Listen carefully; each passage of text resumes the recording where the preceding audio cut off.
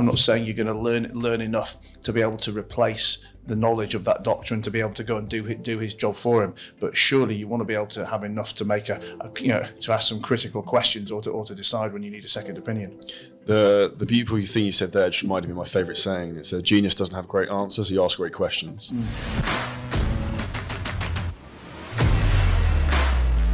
People are happy to have a random vaccine shoved in them that in my opinion, don't fucking need, yet something that's already in their own body, they're not happy to do. And I think this is where people sometimes need to learn the skill of critical thinking. And the amount, like, my parents have a lot of health issues and I try and advise them sometimes, they don't fucking know sometimes.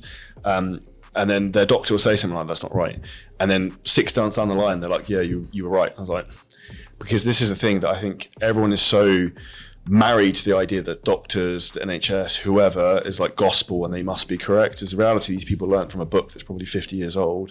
And these people often aren't thinking for themselves. They're just regurgitating information that they've retained rather than looking at the information in front of them and making an informed decision. So this is one of the key things we help with a lot of men who come to us who are in the situation with low confidence, self-drive, sex drive, like less drive in life generally. It's like, this is something you probably want to look at and get your blood work done to see if this is actually an issue.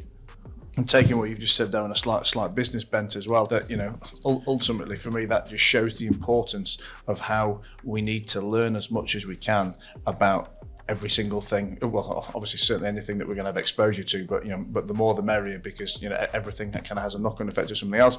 And you just said yourself that people believe what the doctor says, and you think, well, he's a doctor, he must know more than me. In the same way, they go to a lawyer, if they go to an accountant, they think, oh, he's a lawyer, he must know more than me. And I've never ever met a business owner who doesn't think that their lawyer or their accountant is the best accountant in the world. And it's always because they've either saved them a couple of quid in tax, but any competent accountant or lawyer should have been able to do that for them. But the reality is, the reason they think they're so good is because they know something that you don't know.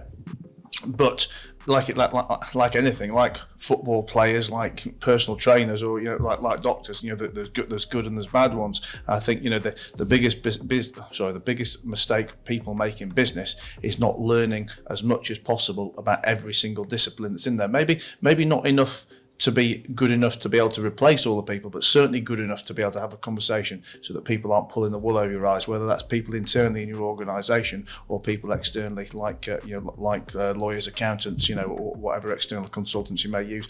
And taking it back to what we were just saying, it's just the same with doctors. Okay, I'm not saying you're going to learn enough to be able to replace the knowledge of that doctor and to be able to go and do his job for him, but surely you want to be able to have enough to make to ask some critical questions or to decide when you need a second opinion.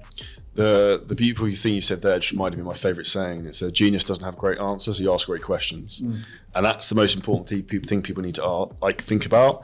And it's the same thing if I can stand on stage and talk about fitness businesses, whatever, and people can ask anything and I don't care because I'll be able to answer it.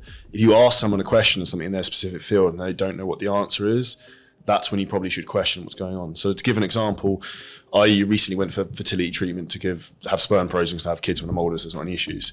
The doctor was trying to lecture me about taking protein powder, about how it was going to ruin my kidneys, but he was probably 10 stone overweight, and I was like pot kettle black in terms of scenarios. And I think sometimes you just have to learn to just take everything with a pinch of salt, people say, and sometimes see through what is right and what is wrong.